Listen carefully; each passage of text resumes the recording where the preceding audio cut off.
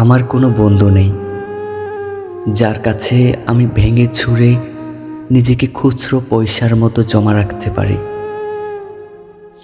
যে আমাকে খুব যত্ন করে সঞ্চয় করবে আর প্রয়োজনে ফিরিয়ে দিবে একটা একটা আধুলি।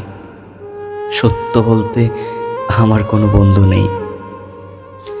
বন্ধু বলতেই জেনেছি যাদের, তারা কেবল পথ চলতে সঙ্গী ছিল।